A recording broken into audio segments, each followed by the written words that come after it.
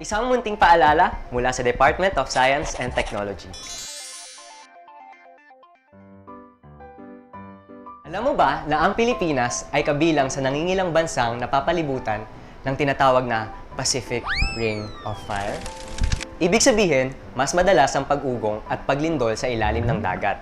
Sa madaling salita, mas malaki ang posibilidad na magkaroon ng isang tsunami. Ang tsunami ay isang serye na naglalaki ang alon na nabubuo kapag ang ilalim ng karagatan ay biglaang umalog. Kadalasan, pinangunahin ito ng lindol at sinusubaybayan ng hindi pangkaraniwang pagtaas at pagbaba ng sukat ng dagat. Makaririnig din ng dumadagundong na tunog ng alon kasabay nito. Pinakadelikado ang mga komunidad sa baybaying dagat tuwing may babala ng tsunami. Kaya para sa mga kababayan nating mangingisda o di kaya yung mga bakasyonista, mahalagang malaman ang 4 na alert levels ng tsunami. Alert level 0, 1, 2, at 3. Sa alert level 0, maaaring nagkaroon ng malaking paglindol sa ilalim ng dagat. Ngunit, wala pang inaasahang tsunami.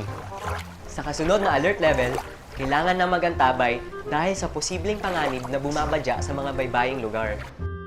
Sa alert level 2 naman, pinapayuhan na ang lahat na lumayo sa dalampasigan sapagkat inaasahan na ang pagdating ng mahigit kumulang 1 metrong pagtaas ng alon. Kapag umabot na sa alert level 3, isang nagraragasa at mapaminsalang tsunami na ang inasahang dumating. Ihanda agad ang sarili sa pamamagitan ng paglisan mula sa dalampasigan pagkatapos ng lindol.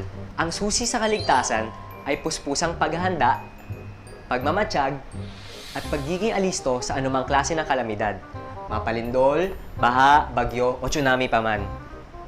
Panatilihing may nakalaang emergency o survival kit na naglalaman ng tubig, pagkain, first aid kit, damit, flashlight at baterya, toiletries, pera, mobile phone, battery-powered radio, listahan ng mga emergency contacts, at mahalagang papeles na madaling makita at maabot kapag kailangan. Mariinding pinapayuhan ng lahat na maglaan ng emergency plans at exit routes sa inyong bahay, opisina o eskwelahan.